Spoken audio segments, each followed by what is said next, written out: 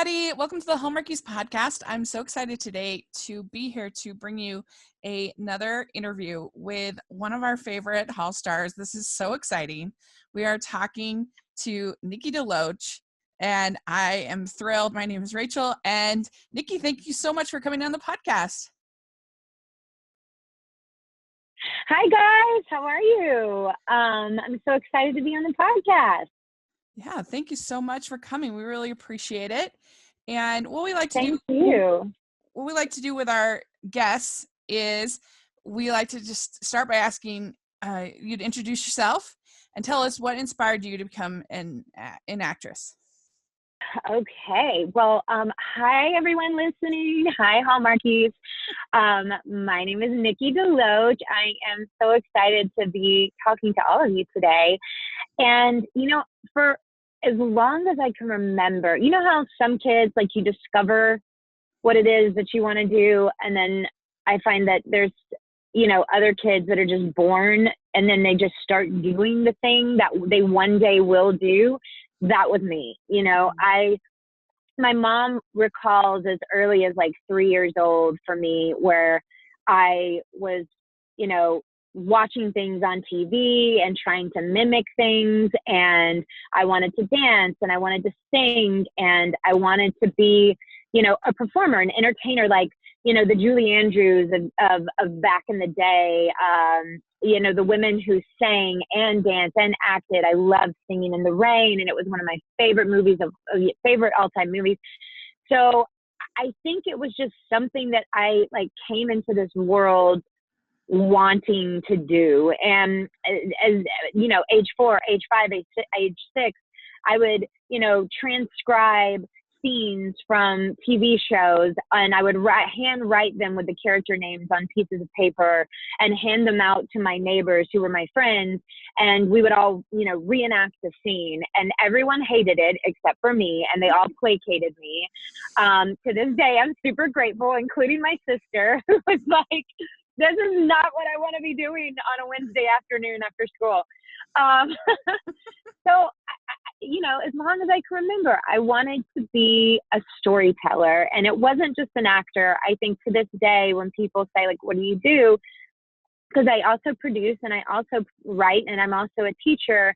And what that all really is being a storyteller. And, I'm so proud to be able to, call myself one, and to say that I had this idea of what I wanted to do with my life, and I get to do it. And I'm so blessed beyond measure that, that I get to do this in my life. What do you think attracted you to it when you were so young about acting? I think for me, the idea of being able to walk in someone else's shoes taught me about who they were, even if it was just a character, because a character on the screen represents a character in life, right? Yeah. You see someone on TV or in a movie go through something that didn't come from anything. It came from a person's mind and a writer's idea of seeing people and pulling inspiration for the people that he or she had in his own or her own life. And so for me, I think I knew at a very young age that part of storytelling was, in storytelling, there lies connection.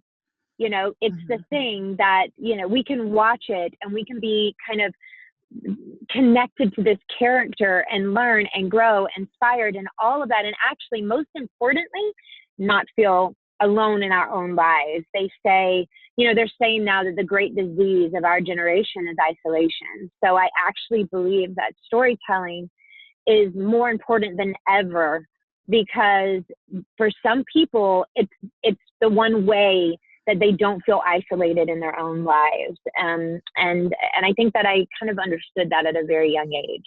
Mm-hmm. Yeah, that makes a lot of sense to me. I love the quote by Roger Ebert where he talks about movies are a machine for creating empathy.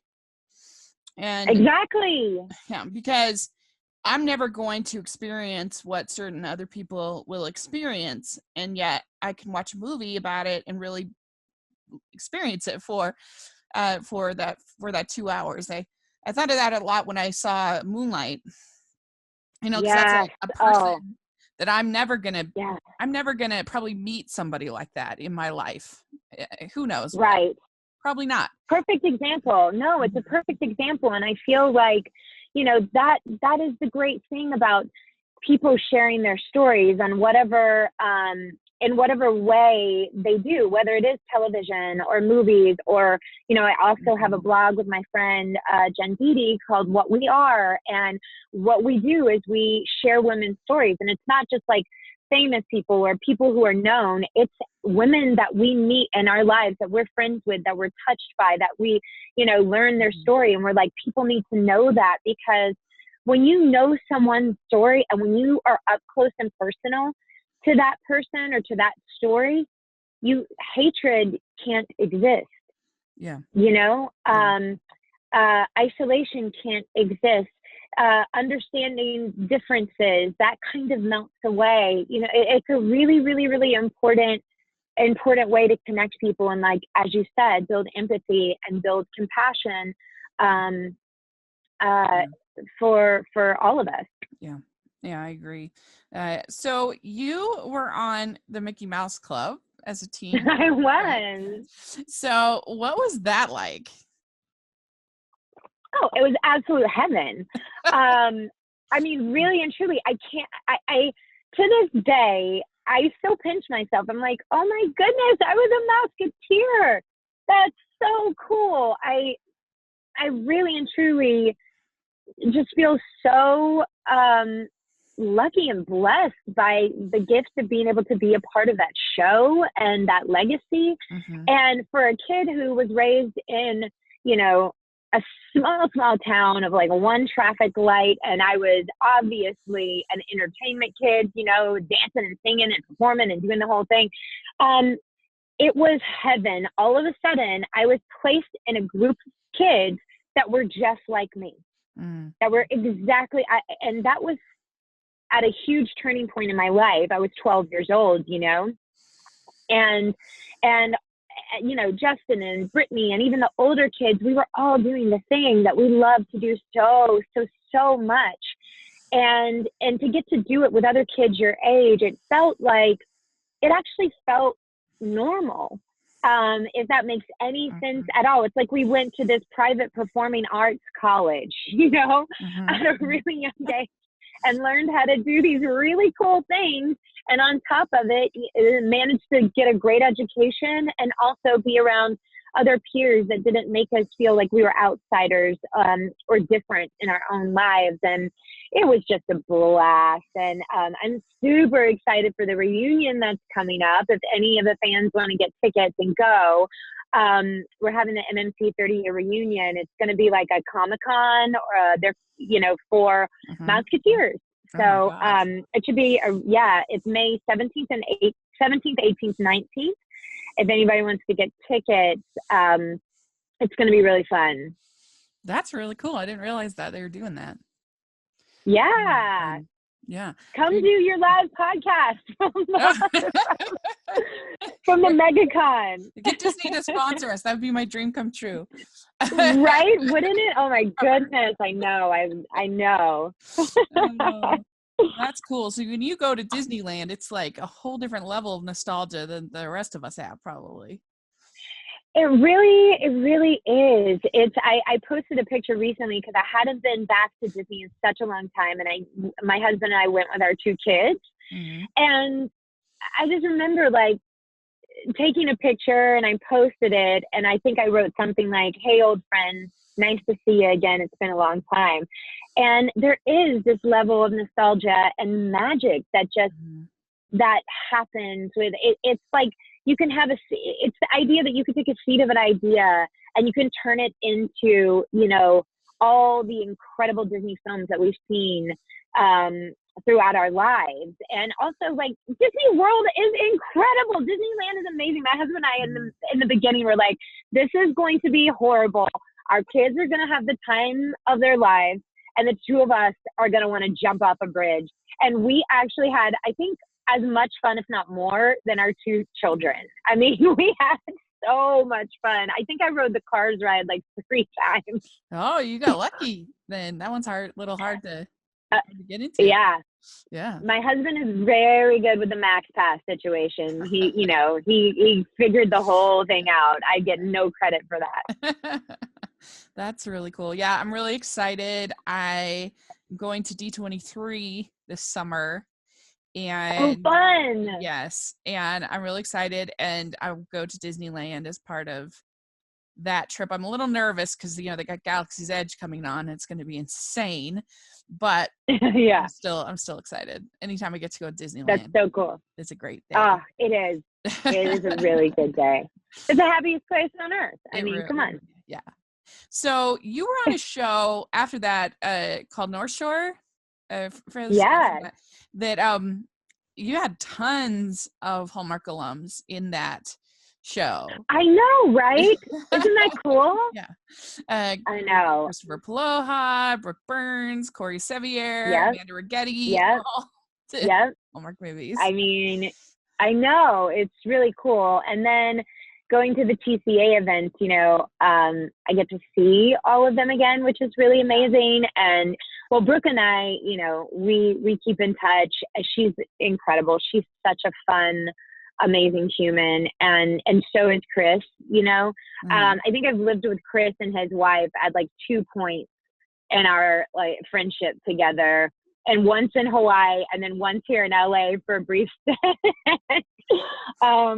So they're just really good people, as are most, everyone who gets brought into the Hallmark family. Mm-hmm. Yeah, that's really cool. And that was shot in the North Shore in Hawaii, right? Yes, ma'am, it was. It was literally one of the greatest jobs of my life. I can't even tell you. It was a year of my life. And, it was such a cool thing because I had just kind of come out of this really, really difficult time in my life and in my career with the music business. I don't know if you guys have heard of the documentary that just came out. My dear, dear friend, Lance Bass, who is in NSYNC, he produced it, and it's a documentary based on Lou Pearlman, and it's called Boy Band Con. And he asked me to come and like be a part of it and tell my story. And which is a really hard thing to do because that experience was such a traumatic and tough thing. And, Lou ended up going to jail, and he has now since passed away. He passed away in jail.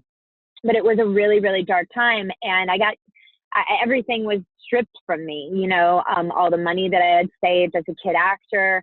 I really had to start over in my life, and it was very, very tough. I went to community college for 2 years after that, lived out the rest of my record contract because I couldn't work. I couldn't do anything. And about 5 days, and this is how God works in such incredible ways, about 5 days after my record contract had finally ended, after it had ended, I called my agent and said, "Hey guys, I can go out. I can audition again. My record contract's over." And they're like, "Okay, well, we're, reintroducing you back into the business. So it might take a little time." And I was like, okay. And then 5 days later, an audition showed up for this show called North Shore. I went in. The next day I tested. And the day after that, I was in Hawaii for a year of my life doing this show. And I marvel at the way in which God works, after going through this really, really, really tough time for years, and feeling like throughout it, I was trying to just do the right thing and make the right choices. And at the end of all of it, when it was all said and done, it was like, hey, here's Hawaii for a year. I was like, oh man, if there was ever a consolation prize for what I've gone through, I actually hit the jackpot. So it wasn't just a TV show for me and a great gig. It meant a lot to me, and it was bigger than that. And every single day of that show, I woke up and just kissed the ground, kissed the sand, because I was so grateful to be free and to be able to be in a position again to do what I love to do and to actually be able to like make money for myself. So it was a show that really meant a lot to me. That's really amazing. I will definitely check out that documentary. It sounds very interesting. Yes, everyone Yeah. needs to watch it. It's, you know, it's not just a cautionary tale. It's where you really get to see behind the scenes of what a lot of us as the artists signed to this record company, what Hmm. was really happening. And Lance Bass and his producing team and the director, they did just such a fantastic job of just telling a story that has a lot of heart, and that also cautions you to what can happen when you really don't listen to your gut that is telling you this is not a great idea, you know, Hmm. which was my experience. Yeah, that makes sense. It's really cool that you say that about Hawaii because I I think that island of Oahu has just like pixie dust all over it because It uh, does. I had a similar experience not living there, but I was so unhappy in a work situation that I was at. This was back in 2006, and I just was so unhappy. I decided to go to Hawaii and cuz just get some joy, you know, in my life. And Yeah. I finally I went to Hawaii and I with my friends, and Found it. I was just it was so amazing, of course, but I was just kind of like I called my dad the last night and I was just crying. He's like, "Oh, why are you, you know, why are you upset?" Whatever. And I was just like, I haven't felt, it just made me realize Yeah. how unhappy I was to feel this happen. Yeah. And I was Yeah. just like, okay, I need to make changes in my life because I need to feel that way more often because Yes. it was just an incredible experience for me. And so I came home and I quit my job, and life was never the same, thank goodness. And Oh, you so answered the yeah. call. This is what's so cool. All right, people. Great life lesson here. You answered the call. You listened to that inner voice inside of you. Like, I love this because my mentor taught me a long time ago, especially right before I was about to go through what I did with my youngest son, who was born and had open heart surgery at 5 days old. And she told me, you know, when we had found out about his diagnosis, she's like, look, if you can manage to just like, our job as human beings is not to move through life, you know, trying to be positive or trying to make the best or trying to do our job or trying to like be good, you know, our job in life is really just to move through life being open. Mhm. And if you can just be open, and that means being open in the joy, being open in the pain, being open, like in all the levels in between, then the magic and the miracles, that's where it all happens. That's where like God speaks to you. That is where if you listen, you can follow what your soul really wants to do. And that's exactly what you did. And look where it took you. You know, you landed there, you were open, and you were like, wow, this is what life is supposed to feel like.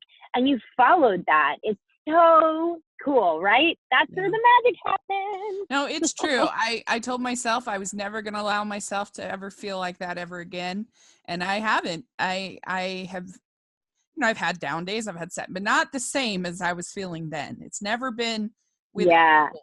I've never been without hope again in my life, and Oh, so it's an that is the most beautiful thing. yeah, it's an interesting thing, that island.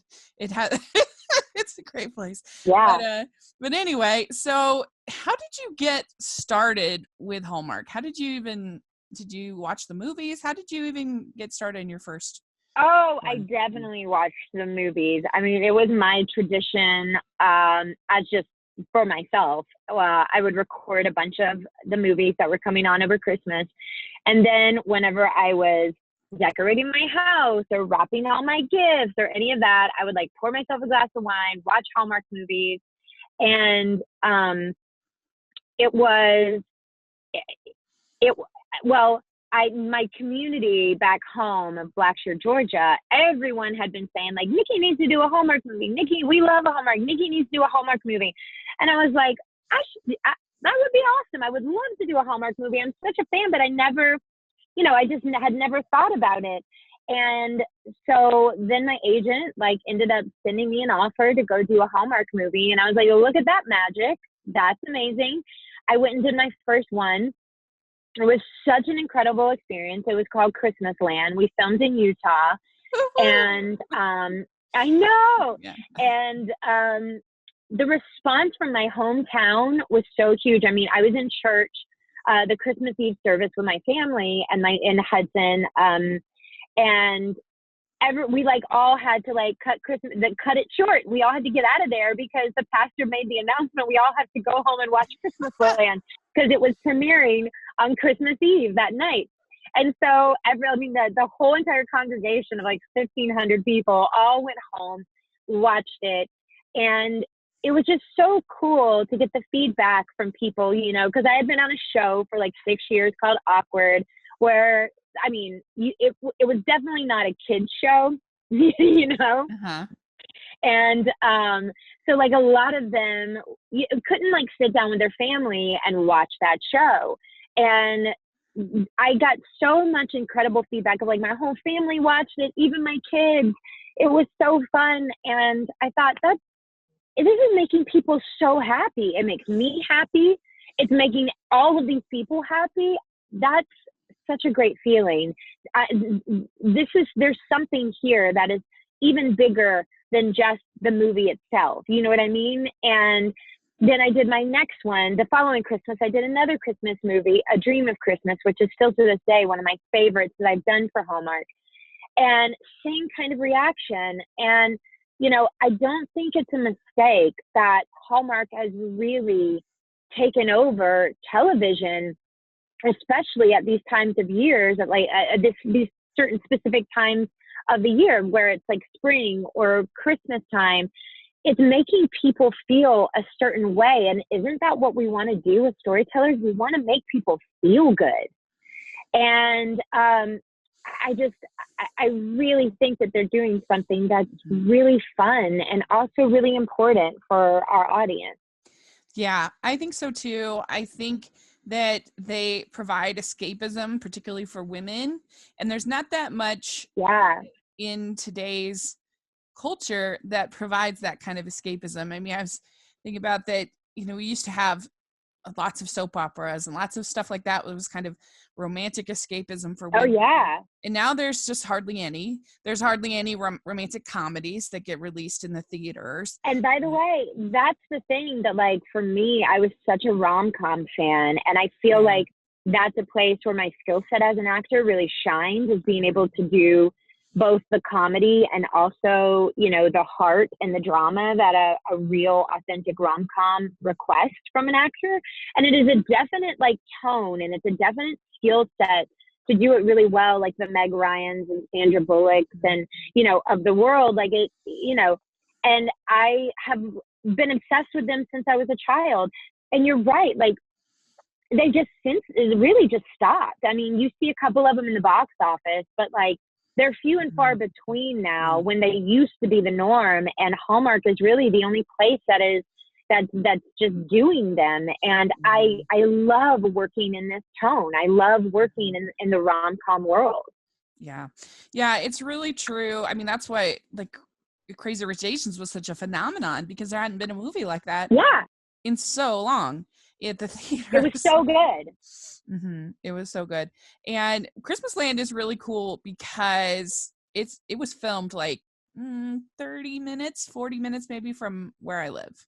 So oh, no way. Yeah. So that's so cool. Yeah. So you got to spend some time in our neck of the woods to film that one. I loved it. I loved every second of it. It was so much fun. Yeah, it's really cute. And it must have been great to work with Luke McFarlane. He's the best. Oh, yeah. Yeah, it really was. It was the first time that I had met him and gotten a chance to work with him. And yeah, it was, I mean, not a bad first Hallmark experience, right? That's right. Very, very cool. So then you had Dream of Christmas was your next one for Hallmark, I believe. That's right. Oh, gosh. that one, like I said, it always will have a really special place in my heart. It was the first one that I got to do with Andrew Walker, who I'm, absolutely love, one of my dearest friends. And so I got to do, and Lisa Drew. I mean, the two of them, both of them like walked into my life like angels. And I was like, hi, where have you been my whole life? And I also, Gary Yates directed it, and the script, Mike Bell and Gary Yates, they both wrote the script, and Gary directed it. And I thought it was just start to finish, so well done. And he executed it so brilliantly. And I got to play in these two worlds, and it was very challenging. Gary and I sat down in the beginning of the movie, and he was like, essentially, he's like, what do you need from me as your director? And I was like, I need you and I to pay very close attention, because we're asking the audience to suspend reality even more than they have to when they watch movies, right? Mm-hmm. We're asking them to go along on this ride of this woman waking up in an alternate universe, and they have to believe us. Mm-hmm. For them to be invested, which means we have to be very, very mindful of each and every moment for this character on her way to discovering that she has woken up in her wish, and we were very, very conscientious about that, because, I feel like as an actor, you have to be really respectful to the audience, and you always give them the benefit of the doubt to say, like, they're going to catch this, they're going to see this, they're going to, so what can we do to make this more fun? What can we do to make this like the most enjoyable kind of ride? And I loved every second of it. It was just such fun work, and working with Gary was wonderful. And, I think that we made a really good movie. Mm-hmm. Yeah. I like the whole idea of kind of sort of the grass is greener kind of envy a little bit in that one. That 100%. You see that because I'm single and 38. And so sometimes I'll look at my friends who are married, have kids, and obviously that's a life goal that I wish I had been able to achieve, but I haven't. And right. I look at it and I'm like, oh, I wish I could have that experience. And yet I know at the same time, they look at my life and they're like, oh, wow, you get to do all these amazing things and get to have this podcast and blah, blah, blah. And so I know that it kind of goes both ways. And so I think that's what made it interesting, is that she gets to kind of live this alternative life and realize that, she had a pretty good life. So that was fun. I know. Isn't that the greatest thing to realize, that the life that you were living is worth it? Mm-hmm. Not just worth it, but it was actually pretty amazing. Mm-hmm. There is that one quote of like, where they talk about comparison and how bad comparison is, Yeah. Kind of like the devil is comparison. Yeah. And I completely agree with that. I feel like the second we begin to compare ourselves, and social media makes that a really hard task. Yeah. You know what I mean? There's people going on vacations and people showing their like hot bodies. There's people like showing their cool outfits, and you're like, I haven't been able to go outside and buy myself a dress for a year. It makes it really, really hard sometimes for us to be able to stand still in our own lives. So I think it was a really important message to get across of like, hey, sometimes your life is pretty great, but also, maybe stand still in it for 1 second and look around and see all the beautiful things that do exist in your own life. You right? Well, yeah, and you're always comparing your worst with their best, and that's the problem for sure comes into play. And so it's very true. So all right, well let's move forward. So you had the perfect catch, and I've said my favorite thing about that movie is the pros and cons list that he does. I just think that is so romantic, and I just love it. It's so good. Yeah, it's like all, I mean, it's just like one word, and that, or two people, and it's me and my son. Yeah, it's so cute. I love it. I do too. Yeah, and so then Truly Madly Sweetly that one was a lot of fun. It had a lot of kind of classic rom-com tropes, like the meet cute was really classic, and the, you know, adversaries move together, they don't really want to work together, and they have to. It was fun. I enjoyed it. It was really fun, and I got to work with Dylan Neal, who I just loved. He produced that. It was his, you know, idea that he took to Hallmark and development. And he is a great producer, really, really good producer. And I loved working with him. And that was the first movie I had, you know, I always associate certain work events with like my personal life at the time. You know what I mean? I feel like as an actor, or whatever my job is, you know, the mission is always bigger than the moment, right? So like, what are all the different purposes that are being served while I'm on the job? You know, I always think the purpose is bigger than that. And for me on that one specifically, it was, you know, it was the first thing that I did after my youngest son had his open heart surgery. He had been on oxygen for like 7 months. I was 8 months postpartum when I went back to work. And, you know, a lot of people don't know this, and I'm going to tell the story because I want to give Hallmark, to this day, well, for the rest of my life, I will always be so grateful to them for what they did for me.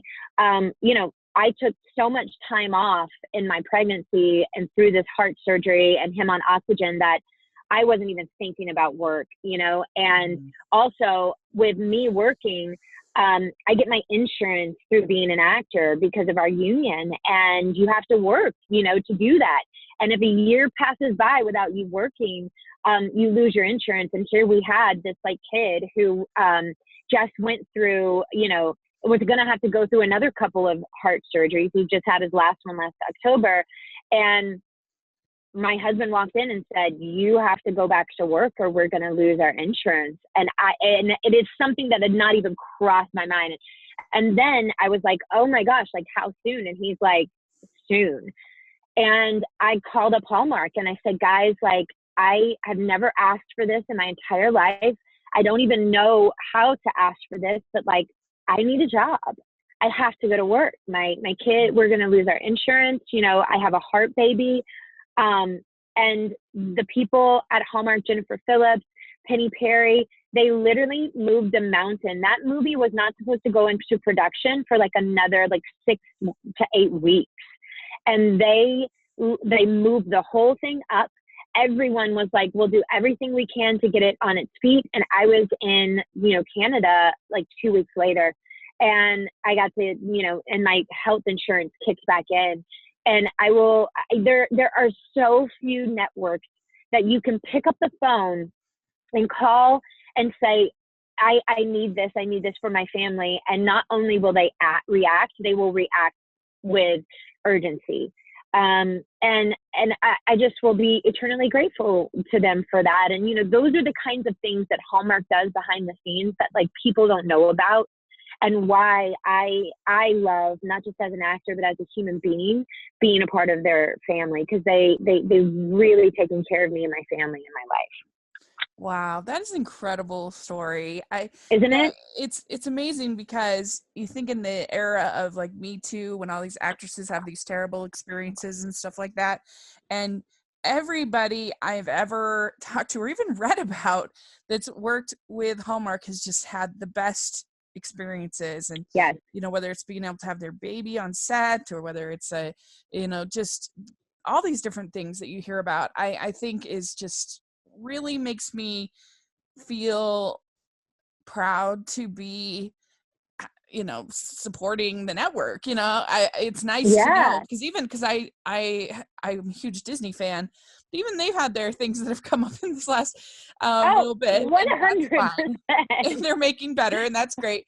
But anyway, that's really remarkable. I'm so glad you shared that, because that makes me happy. I'm really glad. Yeah, it makes me happy too. The only thing about Truly Madly Sweetly is I wanted to know what was in that darn garage. So you never told us. I know, right? No, they didn't. But what if we actually? It was really hard. Dylan was saying to find something that even could resemble a carriage house, and I think that that was like there was only two of them that they could find, and that was one.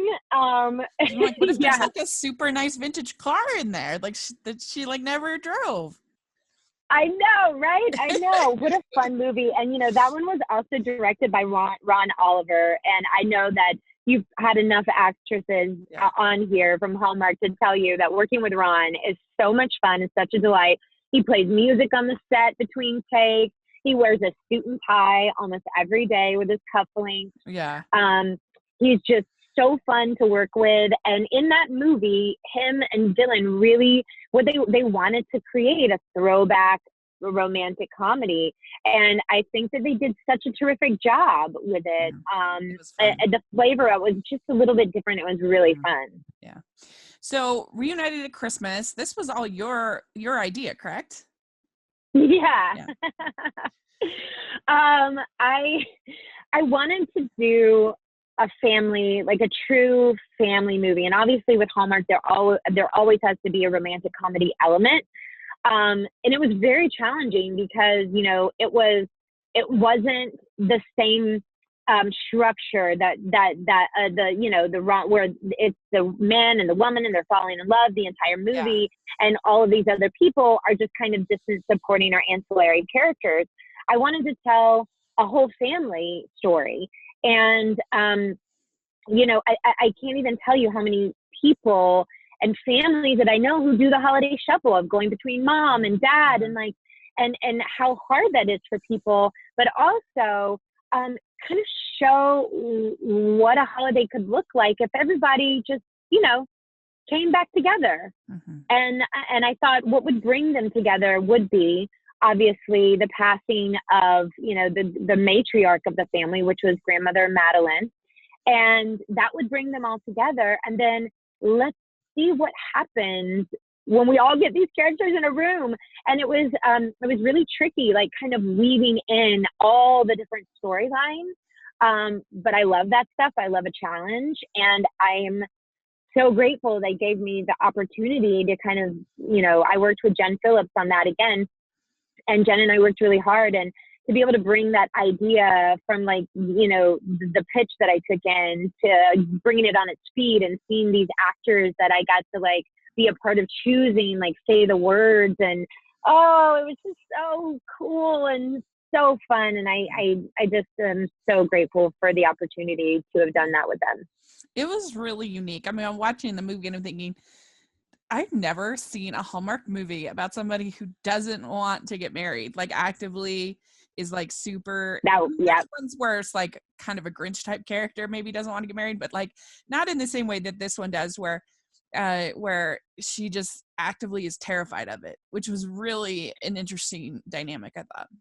Yeah, we took a big risk, with that. And that was a big thing for me too. I was like, I want to tell the story of a woman who's not dying to get married, because that was me. And I know that's a lot of women that I know out there that, are a little hesitant and scared. And what does this mean for me? And what does my life look like? And it's a big leap of faith. And, because it's always about women who are just dying to get married, and I want to get married, I want to have babies, and I feel like in 2019, there are just as many women who aren't sure that that's what they want. Yeah. And so it's why don't we speak to them a little bit and give them a character that they can relate to?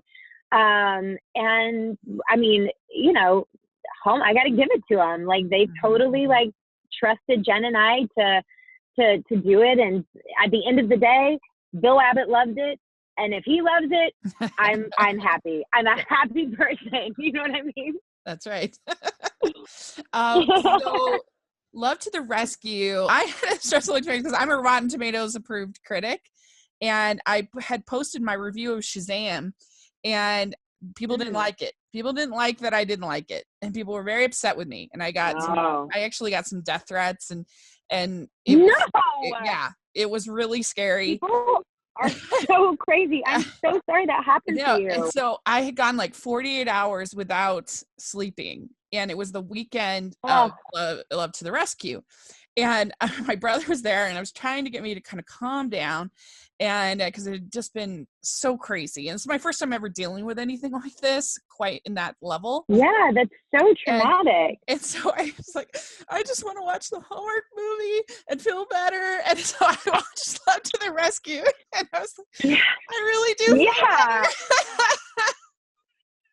Oh my goodness. Yes. So thank you for that. I really appreciate it.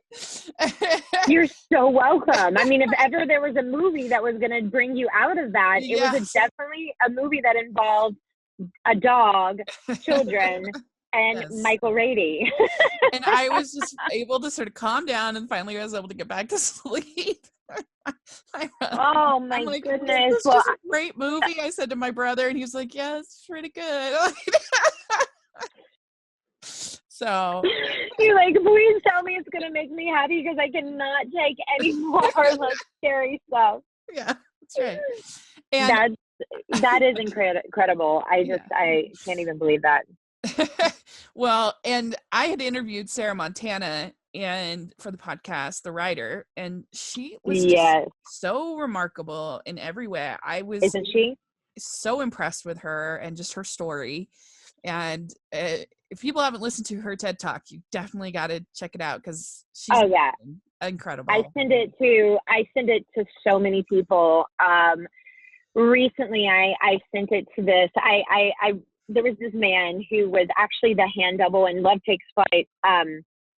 The character of Walter, played by Tom Tom. And he didn't actually know how to play piano. So this man named Stanford came in, and he was a classical pianist, and he, did the handwork on the piano, and he actually played. And he was sitting there reading Krista Tippett's book, the latest book that she had released. And I don't know if you know who Krista Tippett is. I started listening to her way back in the day when I first moved to LA on public radio. And she has a podcast called On Being. And if you haven't listened to it, boy, you got to. It's spiritually, mentally, emotionally, just one of, the greatest listens that you can give yourself, obviously, besides this one. And he was reading Krista Tippett's book called Becoming Wise. And it struck me as like, wow, this is really incredible. This Southern man reading this very progressive, soul conscious, book by Chris, and very dense, by Krista Tippett. So I started talking to him, and he's part of a men's group, and they read these books together and come together and talk. And he was saying that their topic this month was about forgiveness. And I was like, ding, ding, ding, boy, do I have a TED Talk for you. Because the thing about Sarah, there's 1,000 things that makes her a remarkable human being. But the one thing she does in that TED Talk is she really breaks down what it looks like to forgive. We all think we know forgiveness is much harder than people think it is, and that's why it takes people so long, or it's so hard, because we think it's just about saying like, oh yeah, I forgive you and move on, but it's much more in depth and intimate than that. And she really breaks it down, what it looks like to truly forgive. And especially in her situation, the horrific thing that happened to her mother and her brother, that's that's a tough thing to forgive. And if you can forgive that, you can pretty much forgive anything. And I've watched it 3 times. I send it to everyone I know.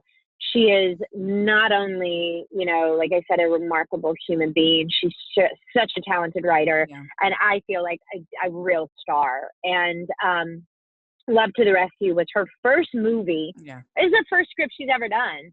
Mm-hmm. And I when I read it the first time, I literally responded to Ashley Squires, and I was like, who is an executive at Hallmark? I was like, who is this Sarah Montana?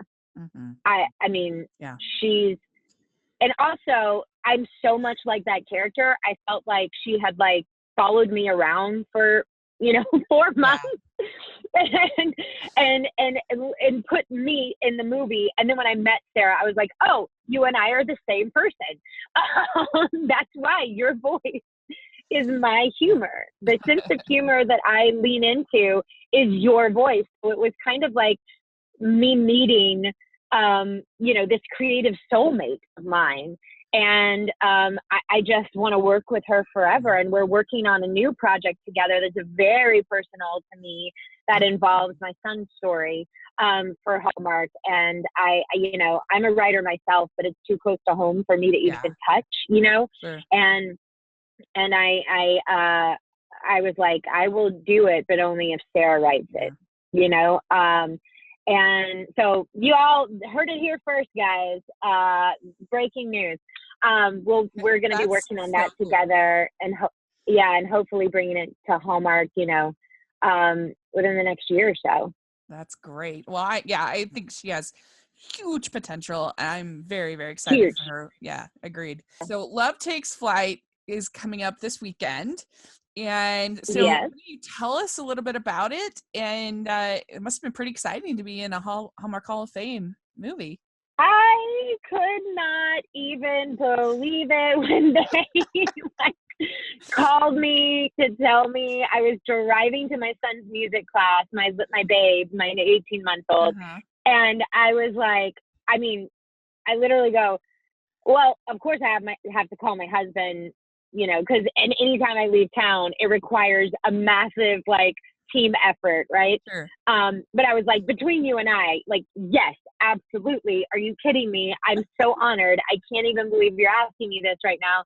To say that I was honored is just such it's the understatement of the year. It's literally the most award-winning and longest-running series in the history of television. This is the 263rd episode of the Hallmark Hall of Fame.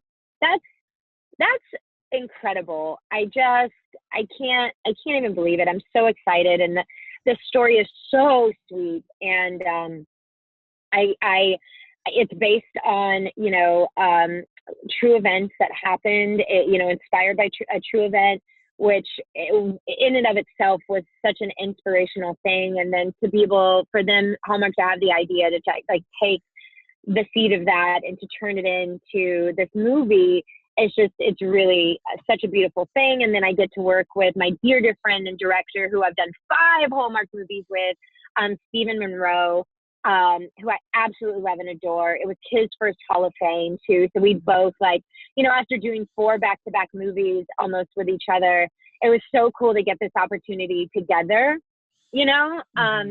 We were just over the moon, the two of us, 2 kids in a candy shop. And Jeff Hetner, I've never worked with him before. It was his first time working in the Hallmark family. So there was a lot of just really, really just a great crew of people, really special story. I think people are going to love it. Well, we're so excited about it. We're definitely can't wait. That'll be really fun. So real quick, just before we go, we have our little Teen Beat questions that we like to ask. You were probably in Teen Beat, Mickey Mouse star alumni. Well, Mickey Mouse Club, and then again whenever I was in the music business. Yeah. Oh, right. So Amber found this list, and we altered it a little, but it's basically the questions she found in this issue of Teen Beat. So here we go. Oh my gosh. Okay. You ready? All right. Yeah. What is the best ice cream flavor? Oh, I don't really eat ice cream. I never have because I'm allergic to dairy. But if I had to choose, I would say probably something that involves peanut butter cups, because that's my favorite, chocolate and peanut butter together. Yeah. Well, they have some pretty good non-dairy ice creams. You should try. Yeah, I will have to get into that.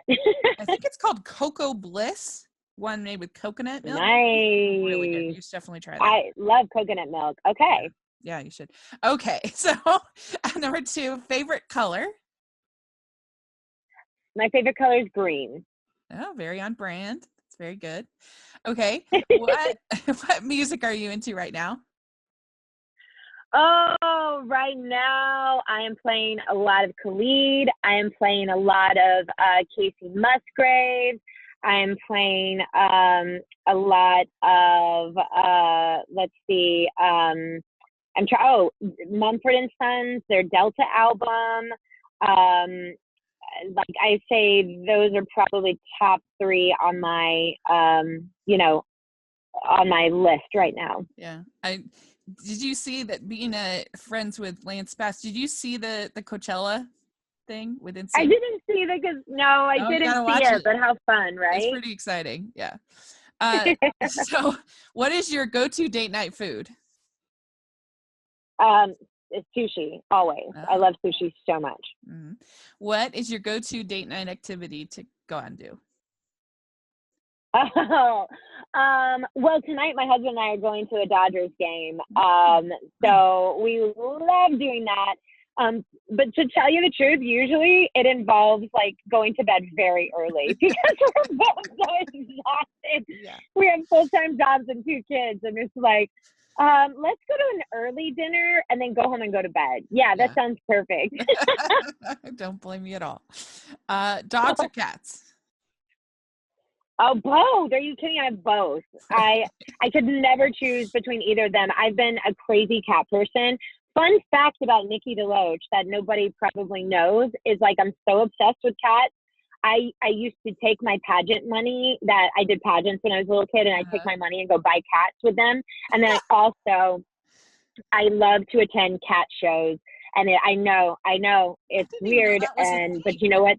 They're cat It is shows? it is a thing. It is a cat show, and if you've never gone to a cat show in your life, you have got to do it. It is the weirdest world.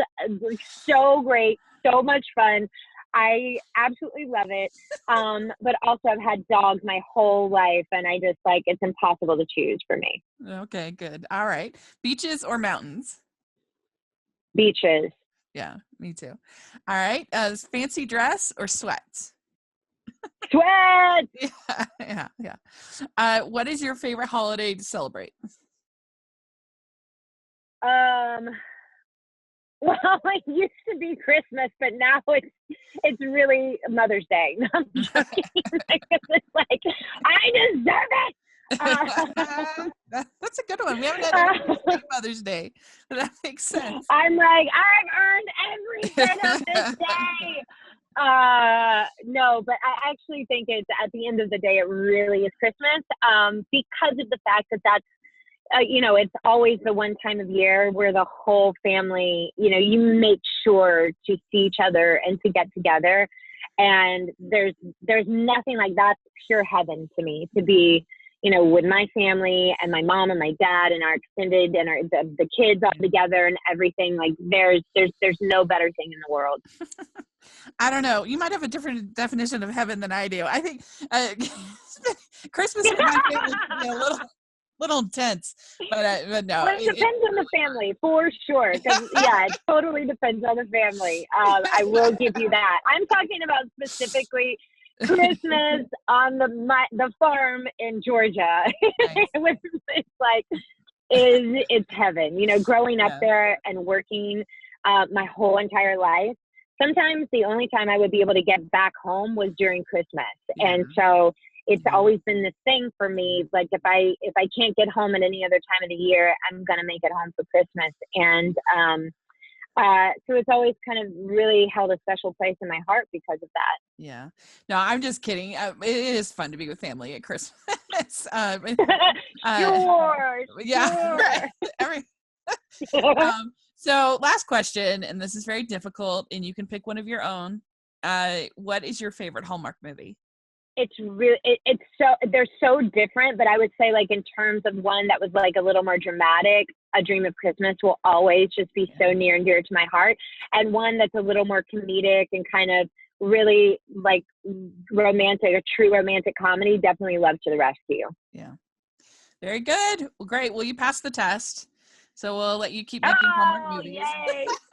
Thank you so much. Thank you. I really appreciate that. It's very important to me. Well, you've been a delight. This was so much fun, and I really appreciate you taking the time to sit down and talk with us. And so thank you so much. And do you have social media or anything you'd like to share? I do. And also, same. You have been wonderful. And I've been really wanting, to chat with you guys for such a long time. So what a cool thing to be able to do on a Tuesday afternoon. And to be able to also thanks the audience and the people that listen and support Hallmark and how you support Hallmark. It's really without our audience and without you guys, these movies wouldn't exist. You guys are the ones that keep everything going, and you have no idea how much it means to me and my family.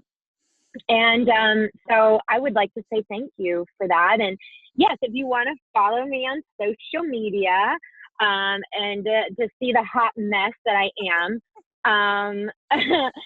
follow me on Instagram at Nick DeLoach, NIKDELOACH, and then on Twitter at Nikki DeLoach, and Facebook it's also Nikki DeLoach.